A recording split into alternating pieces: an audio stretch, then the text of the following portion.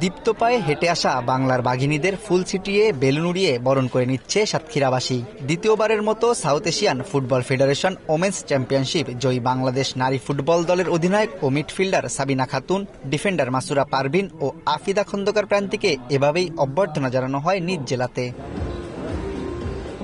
বৃহস্পতিবার সকালে সাতক্ষীরা জেলা প্রশাসন ও জেলা ক্রীড়া সংস্থার আয়োজনে শিল্পকলা একাডেমিতে আয়োজিত হয় এই সংবর্ধনা। নিজ জেলায় জাঁকজমকপূর্ণ সংবর্ধনা পেয়ে আনন্দের কথা জানান জাতীয় দলের খেলোয়াড়রা। নবীনদের জন্য দেন বিভিন্ন পরামর্শ। এমনি সম্বোধনা পাইতে ভালো লাগে, সেটা যদি হয় আমার নিজের ডিস্ট্রিক্টে, তো আসলে এটা আসলে অনেক বড় একটা পাওয়া।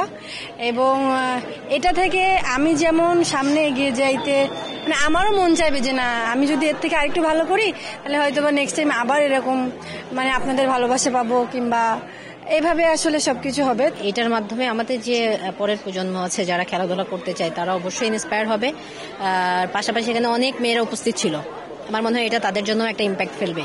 সাতক্ষীরার জন্য চাইবো আমাদের একটা মহিলাদের জন্য একটা স্টেডিয়াম করে দেওয়ার জন্য, যেখানে আমরা এসে প্র্যাকটিস করতে পারি আমাদের সুবিধা মতো, এটাই চাওয়া থাকবে।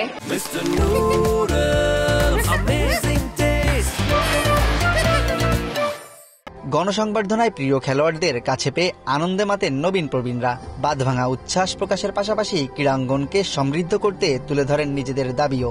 সাতক্ষীরার মানুষরা তাদের জন্য অনেক খুশি, অনেক গর্ববোধ করছি। আমরাও আমাদের ক্লাব থেকে সবাই এসেছি, আমরা অনেক কিছু শিখছি তাদের দেখে। আপুদের মতো আমরাও ন্যাশনাল টিমে একদিন খেলতে চাই, আমরাও খেলবো, আপনারা সবাই দোয়া করবেন। আমাদের একটু যদি সুযোগ সুবিধা দিয়ে হয়, আমরা মানে ভালো আপুদের মতো ন্যাশনাল টিমে খেলতে পারবো। আমাদের সাতক্ষীরার ক্রীড়া অবকাঠামোগত ফ্যাসিলিটিস একেবারেই মানে খুবই ক্ষীণ অবস্থা। স্টেডিয়ামটা আছে কোন রকম একটি, কিন্তু আদার্স যে ফ্যাসিলিটিস, এখানে কোনো জিমনেশিয়াম নাই, এখানে কোনো সুইমিং পুল নাই।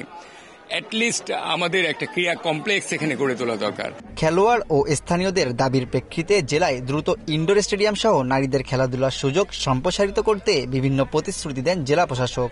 জেলা পর্যায়ে উপজেলা থেকে আমরা একটা টুর্নামেন্টের আয়োজন করব, যেখানে ছেলে মেয়ে সবাই অ্যাটেন্ড করবে, এবং উদ্দেশ্য হচ্ছে যে সাতক্ষীরা প্রত্যন্ত এলাকা থেকে প্রতিভাধর যারা খেলোয়াড় তাদেরকে আমরা উঠে নিয়ে আসবো। এদিন সংবর্ধিত 3 খেলোয়াড়কে বিভিন্ন সংগঠনের পক্ষ থেকে শুভেচ্ছা জানানো সহ জেলা প্রশাসনের পক্ষ থেকে 1 লাখ টাকা করে পুরস্কার দেওয়া হয়। এ সময় একাডেমির খেলোয়াড়, শিক্ষার্থী, বিভিন্ন শ্রেণী পেশার মানুষ সহ স্থানীয়রা উপস্থিত ছিলেন। তানজিম আহমেদ, সময় সংবাদ, সাতক্ষীরা।